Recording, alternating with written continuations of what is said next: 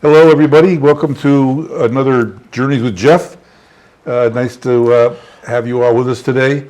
I'm Jeff Grandy, your host, and we have. First of all, I want to say hello to so many people out there that have called and emailed about our other programs, and I'm very gratified that we have so many people out there watching our shows and giving us feedback and some wonderful compliments about our guests. This week we have a great guest. His name is Rob the Drummer Goffried, and he's from East Hartford, originally East Hartford. It's true. And when he was 9 years old, he moved to West Hartford, and his title is Rob the Drummer. And when we find out about him and catch up on his life, you'll understand why he's called Rob the Drummer. So I would like to welcome to this week's show, Rob the Drummer, everybody. Why, thank you. Thank you, boys and girls. Wonderful. Thank you so much. Thank you, indeed. Thank you. We do have, if you viewers have already surmised, we actually have a live audience with us today. And semi-live. Well, semi-live. Some of them are a little comatose, but at any rate, Rob, yes. Welcome. Thank you. Let's just dive right in. You were born in East Hartford. Born in East Hartford I was right next to where East Hartford High was, where Penny High was. The interesting thing about that was that at the time, in the 50s, there were 10 couples that were all very close friends, and they all decided the East Hartford schools were not going to be something that they felt were up to par for their kids. So they said, we're getting out of here, and all 10 moved in the same summer. They all moved to West Hartford because they knew the schools were going to be great. So that was pretty remarkable, I would say. You were 9 years old. I was 9 years old, and one of them moved right across the street, Epstein Brothers floor covering. Arthur Epstein and his brother, whatever, that have been a West Hartford institution for a long time. They moved across the street and she's a second mother to me, as it happened. So the point was that they understood that good schools are going to mean life or death to their kids, period. Well, what are your memories back then? Comparing 9 years, you were 9 years old. Yeah. Lived at East Hartford, Yeah. and then neighborhood, Yeah. the schools, and then you transitioned to West Hartford. Yeah. Did you feel a difference yourself in the move? Absolutely. When I lived in East Hartford, my backyard was Pratt & Whitney aircraft. They were testing jets at 1 in the morning out there. But there was this huge expanse. They had tobacco fields and everything else. It was a completely different environment than when you got into a suburban environment like West Hartford, where it's really a neighborhood, where there's lots of activity that you would not have seen otherwise. It was really in the boonies a little bit in the early days. But then coming here into West Hartford was a godsend in many ways, certainly for me. Well, you lived out in Montclair. Yeah, still do. So back then, you probably got pretty acquainted with every boyhood's fond memories of West Hartford, including mine, Trout Brook. Sure. Did you used to spend time hiking the brook? I was immersing myself. My father was a famous musician, Murray Gottfried. He played clarinet and sax, and he played with Paul Whiteman. He played with Bunny Berrigan. He played with the 40s, like the equivalent to Michael Jackson for the 40s. What about Paul Landerman? Of course he played with Paul Landerman, and Jarvis, and Bobby Kay, and Jimmy King. Well, your father was with all those? Yeah, all the time. He used to do state theater all the time. Like Dorothy Lamour would come in to do a show, and he'd back her up, or Julius LaRosa. He really liked my father a lot. He used to back him up a lot. And that was the whole state theater thing, which was a whole different stage. A lot of great stars came to the State Theater because they were coming from Boston and they were going to New York, and they'd use it as a stop-off, or going the other way. They'd use it as a stop-off to be able to do another show, and also, you know, transition. Instead of the 4 hours, it was only 2. That's what happened with the 880 Club, too, which I don't know whether you know that name. But for the jazz scene, jazz scene here, there was a good friend named Don De Palma who just passed away. And it was that was the mecca for all the jazz guys, very famous players. Art Blakey, the list could go on. But it was people that were going from Boston, going to New York, and they wanted to have, if they could stop them halfway, we could have these famous people, and we did. That's what was great. So I assume that it was your father's presence and his influence and his own interests in music that got you into it. You know, we want to know what is it that motivated you to become a musician? Well, part of this is genetics, and part of this is environment. I started playing when I was 2.5. The story goes, my grandparents... What were you playing? Drums, you know, Wow. obviously, or I'd be Rob the plumber. But in this case, yes, it was drums. And my grandfather had a garage in the North End on Judson Street for 60 years. And the neighborhood was a little different than it is now. And it was a fenced-off area in the back, and they evidently let me go out and play when I was 2.5. And reportedly, I grabbed a couple of branches, and there was one of those water heater tubes, metal, and I went over to it and started smacking it, and I worked the memory back later and I remember looking up and feeling connected, that my insides and my outsides were connected, because it's so primal an experience, and it's nonverbal. You're not talking to yourself about anything. You're completely in the moment. That's what it did naturally when I was 2.5. And then my father played, my brother played clarinet, sax, and guitar, and sings, and my mother played piano. And they also were really into great stereophonic systems. So they had Macintosh. Macintosh was a big deal. It's still even a big deal right now. So my father and my brother kind of did it as a bonding thing. They had a Macintosh system when they got to West Hartford, and the sound was so clear. They used, technical people will know, they used 4 KLH6s up on the walls.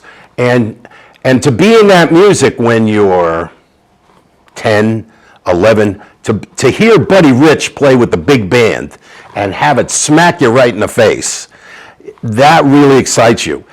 And then Bill Stanley was the music director at Hall High School. And I don't know whether you've seen the movie Whiplash, but that's pretty much the story between Bill Stanley and I. Because I was his drummer for 3 years in this building. I just looked at the auditorium. I can't believe they've left the auditorium just like it was. Yeah. Same lights, the same everything. And you go in there and you've left some energy. I mean, every morning you were in the same spot for that class, and you leave some energy, and you can go back and retrieve it sometimes. It's kind of fun. Those of you who are watching, I just wanted to do a little side comment here. Those of you in West Hartford and those of you who are watching on Nutmeg, and we love the Nutmeg viewing audience, by the way, out there in Farmington and the surrounding towns. We are doing the show, taping the show in the old Hall High. My high school. You might not know that. Yes. And the auditorium that Rob, the drummer, is talking about is right on the other side of this wall where we're sitting. Yeah. So this used to be, this studio back, 50, 60 years ago, this studio used to be one of the many classrooms along the hallway in Hall High. So Sure. Just want you to get a sense of that's where his memories go back to 6 feet away from where we are. And also, it's worth saying that, in 1959, no one was doing jazz education in the country. Bill Stanley came in 59, and he was a minister of music. He got a theological degree in music. So he felt backed up by God to be doing what he was doing. Very dangerous. Didn't the jazz band win a lot of national awards? He put West Hartford on the map. Nobody had known this kind of resounding response from the rest of the country. He made people that were 15 years old play like pros. He let them. It was a combination of a real strong push. Basically, why the kids reached those levels, it seemed to me, was because Bill Stanley was so into what he was doing, and they saw how into it he was. They weren't doing it because he told them to do it. They were doing it because they saw how much passion he had and when he was going after what he was doing. And that made the biggest difference in the world. When you show somebody your actions rather than just talk is easy. Can you show your behavior? Can you show what you're talking about? And he did. He backed it up. Well, that's why I think a lot of people need to understand why a lot of young people these days are a little bit confused, because they hear one thing and they see other things and they don't gel together. You know, actions speak louder than words. What do you mean? Well, so just generally speaking, I'm talking. You know, you try to teach the kids about sharing and compassion, but they see the people who are preaching to them about that going out into the world, doing things that are just the opposite of that. Yes. So they're wondering, you know, what the heck? There's a cognitive dissonance here in what I'm hearing and what I'm seeing. They don't mesh. So you're right, that is very important, Rob. This is a very difficult thing right now, too, because of Omicron, because of Delta, because of all of this. I've got my mask right here. I mean, that just the fact that we're living like this. The point is the kids aren't getting a chance to see live music anymore. I mean, you can get to be more famous instantly by putting something incredible on YouTube. You can put it up, and if it's really hot and it starts to catch fire, you don't need a recording company. If you've got the stuff and you've already recorded it in your basement studio and all of that, but they're not getting a chance to get inspired by seeing live music, because the places are, just this last 6 months has been very difficult for musicians because of the cancellations, and it depends on what level. I was fortunate enough just about a month ago, I played probably the preeminent concert venues around.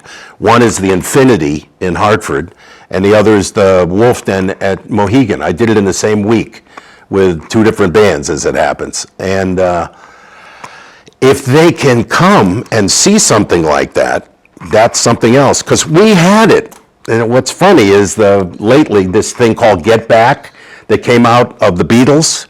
They discovered 60 hours of former footage that they were going to produce a TV show for. And to see them again, we were sitting there, and when Ed Sullivan, when Paul McCartney came on, when they all came on and played and said, we want to live like that. I want to go all over the world. I want to make that kind of money. I want women to go crazy for me like that. I want everything that's going on there. And a lot of us kept that dream. That's where the dream was. And a lot of us have continued because of that. Because there's nothing quite like being in the music. That's all I can say.